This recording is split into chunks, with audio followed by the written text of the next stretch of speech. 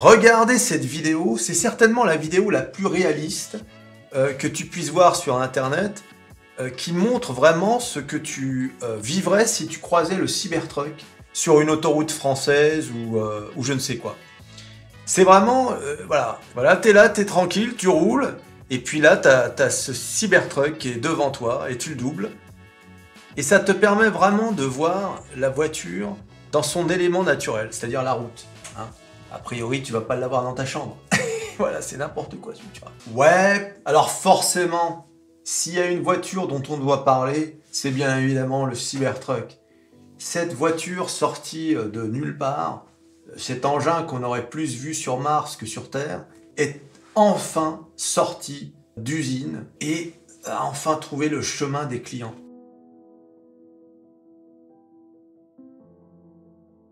C'est une voiture hors du commun, qui casse absolument tous les codes de l'automobile, et qui, une fois de plus, montre que Tesla ose tout. Et alors là, pour le coup, on va pas dire c'est à ça qu'on les reconnaît. C'est vraiment une entreprise qui est très critiquée. Hein. Vous avez vu, hein, qu'est-ce que c'est que cette mocheté? Qu'est-ce que c'est que cette voiture? C'est n'importe quoi, ça marchera pas, ça va faire un flop. On disait exactement la même chose des premiers modèles de Tesla. Eh bien, résultat, Tesla est le premier fabricant de véhicules électriques au monde. Voilà, avec des modèles qui cartonnent. Et ils n'ont pas encore sorti leur modèle à 25 000 $, ou peut-être 25 000 €.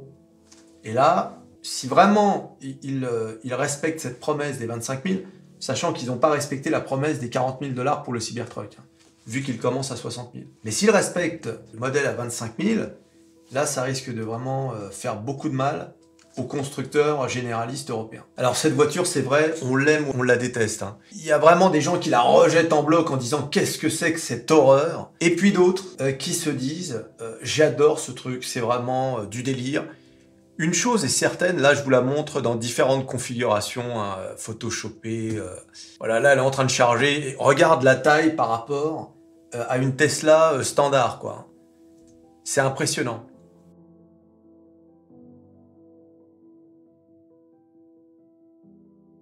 C'est vraiment une voiture pas comme les autres, comme vous pouvez le voir à l'intérieur, c'est dépouillé de tout. Hein. T'as un écran, c'est quasiment une télévision, un écran de cinéma tellement c'est grand. Voilà, un volant tout petit, c'est très minimaliste. On va voir hein, les photos à l'intérieur, bien évidemment. Là, une configuration police. Enfin, moi, je sais pas ce que vous en pensez, mais moi, je trouve que ça a quand même de la gueule. Voilà, la configuration militaire, bien évidemment, hein, ça va de soi. Voilà, là, par exemple, une vidéo de gens qui réceptionnent leur Cybertruck. Hein, ils l'ont acheté. Tu vois, je préfère montrer ce genre d'image plutôt que des images travaillées, etc. Là, tu vois, un vrai mec qui monte dans la voiture. Tu vois, hein, je te l'avais dit, hein, c'est très dépouillé à l'intérieur. Le mec, il est heureux comme tout, mais tu m'étonnes. C'est un jouet, hein. Donc, il retire le plastique. Ah, ça, c'est un plaisir absolu, ça. Hein, retirer le plastique d'un truc tout neuf, là. Et voilà, ils ont acheté leur voiture et ils s'en vont. Alors, malheureusement, cette voiture, vous la verrez pas en France ou en Europe parce que, à cause des normes, à cause de la fabrication de la voiture, hein, qui est en acier inoxydable, avec des angles très pointus. Il n'y a pas d'arrondi en fait dans cette voiture. Et du coup, ça n'est pas aux normes, notamment les normes vis-à-vis des piétons. Vous savez, en Europe, la sécurité, c'est très strict. Il faut qu'il y ait un minimum de courbure sur le métal pour ne pas heurter, enfin, en tout cas, heurter très sévèrement les piétons. Voilà. Alors, on peut dire que c'est bien, on peut dire que c'est pas bien, parce que du coup, bah, on peut pas avoir tout et n'importe quoi. Donc, il y a peu de chances qu'on ait cette version-là du Cybertruck en Europe. Peut-être que les prochaines versions seront acceptées en Europe, on verra. Mais on verra que le processus de fabrication fait qu'il est très difficile justement d'avoir des arrondis comme ça. Vous voyez, le processus de fabrication, ce sont des longues feuilles d'acier inoxydable. On les perce avec des lasers, on les presse, on les plie. Là, on voit par exemple cette machine, la True Bend. Bend, ça veut dire plier, qui va plier la feuille pour donner la forme justement des portières, etc. Voilà, et à la fin, tu vois, ça donne ça. Donc tu as vraiment... et tu peux pas non plus faire 40 000 plis, quoi. Hein. Mais ce qui est intéressant dans ce choix de l'acier inoxydable sans finition en quelque sorte. Là, la finition que tu as, c'est l'acier inoxydable, tu vois. C'est que c'est très résistant. Et donc, tu vas voir la structure de la voiture en aluminium bronze. Et dessus, ils vont venir assembler les feuilles d'acier inoxydable, que sont les portières, le coffre, etc. Donc, c'est une voiture, du coup, qui est très, très solide. Là, tu peux y aller, hein, tu les vois, les mecs, là, ils y vont à fond. Il n'y a aucune retenue, hein. Ils font pas semblant. Tu peux vraiment rentrer dedans, il n'y a pas de souci. C'est de l'acier inoxydable, tu peux y aller. Tu fais ça dans une voiture normale, bon, bah, tu peux aller au garage, hein. Il y aura des bosses partout, hein. Avec ce genre de bagnole, t'as vraiment peur de rien, quoi. Le défaut de ce choix d'assemblage, et d'avoir ces portières qui ne peuvent pas être pliées dans tous les sens, etc., et qu'il y ait très peu de pièces, c'est que forcément, tu n'auras pas les assemblages au millimètre, c'est comme sur les voitures allemandes, premium. Là, comme vous pouvez le voir, on voit très clairement que c'est pas vraiment... c'est pas terrible, quoi, hein. Regardez, là, on est quasiment touché, et là, on a un écart de peut-être 5 mm, je sais pas. Mais tu vois bien que c'est pas précis. Voilà, c'est un peu le défaut de la qualité, quoi. Ce sera rough, c'est-à-dire vraiment brut. Voilà, c'est brut de décoffrage. On aime ou on n'aime pas, comme d'habitude. C'est vraiment une voiture qu'on aime ou qu'on n'aime pas. Moi, perso, j'adore. C'est tellement osé, ça sort tellement du lot, vous l'avez vu tout à l'heure sur la route, que tu te dis, waouh. Alors attention, c'est pas donné. Normalement, ça devait sortir à 40 000 €. Ça, c'était quand Elon Musk l'avait présenté il y a 2 ans. Les prix, aujourd'hui, c'est 60 000 pour un seul moteur, 80 000 pour la version 2 moteurs, 100 000 pour la version 3 moteurs. Sachant que la version 3 moteurs, c'est vraiment une bête, quoi. C'est une voiture qui peut aller de 0 à 100 km/h en 2 secondes 7. C'est-à-dire que c'est plus rapide qu'une Porsche ou qu'une Ferrari. Mais bon, c'est pas fait pour ça. Mais tu l'as compris, ça dépote, quoi. N'oublions pas que c'est une voiture électrique, hein. Donc t'as pas le son du moteur, etc. Ici, il ne s'agit pas de faire de la compétition avec les voitures. Je veux dire, rien ne remplacera une Porsche 911. Voilà, parce que c'est magnifique, t'as le moteur, le bruit du moteur, les sensations. Ça n'a rien à voir. Ça reste quand même une voiture électrique. Je veux dire, au final... en ce qui me concerne, je préfère les voitures thermiques en termes de sensations. Alors, je préfère toujours montrer des images réelles, parce que quand vous regardez des images comme celle-ci, par exemple, très esthétiques, très travaillées, eh bien, vous avez vu, ça n'a rien à voir avec ce que vous croisez dans la rue. Alors, bien sûr, la première chose qui frappe, hein, à l'intérieur, c'est totalement épuré, il n'y a rien, hein. Regardez-moi ce tableau de bord, il y a un gars qui a essayé d'atteindre cette partie-là avec la main, il n'y arrivait même pas tellement c'est profond. Ouais. Il n'y a rien, hein, rien du tout. Et le pare-brise, c'est le plus grand pare-brise jamais fait dans une voiture. Et l'essuie-glace, c'est pareil, c'est le plus grand essuie-glace jamais réalisé. Et il n'y en a qu'un, hein, donc il ne couvre qu'une partie du pare-brise.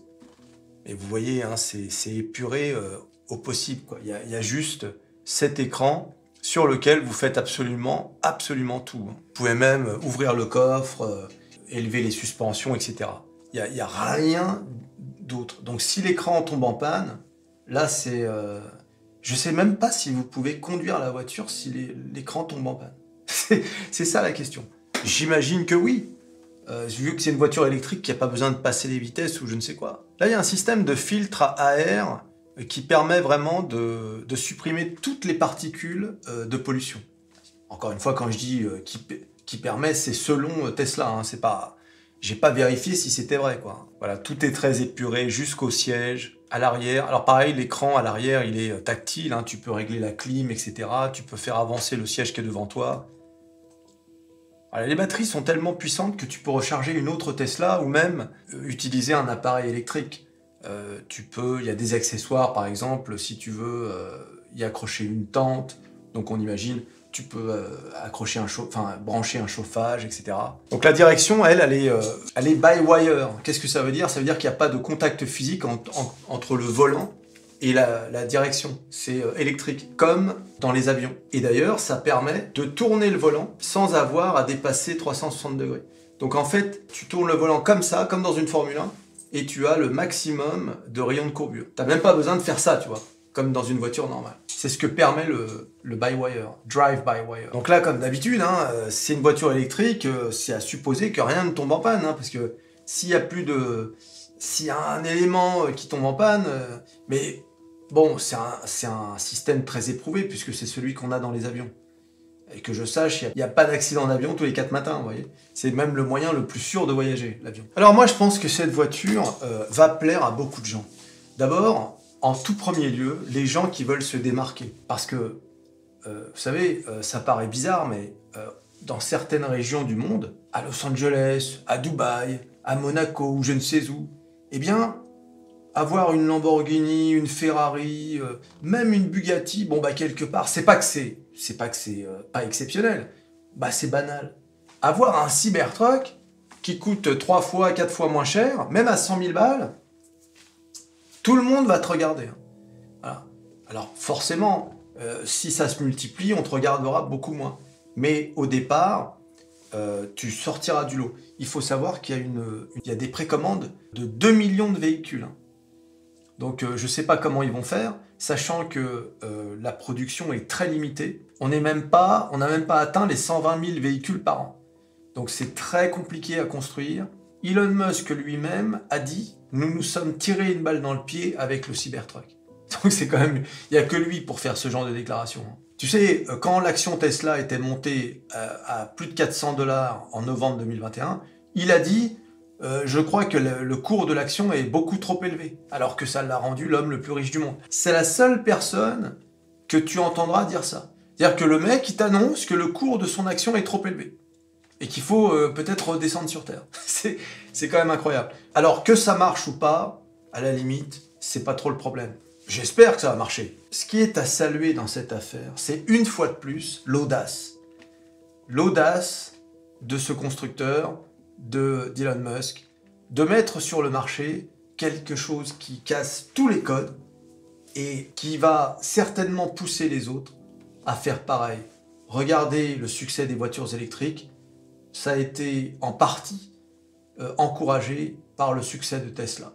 Et aujourd'hui, tout le monde copie, tout le monde fait pareil, et on ne parle d'ailleurs, à tort à mon avis, que de voitures électriques.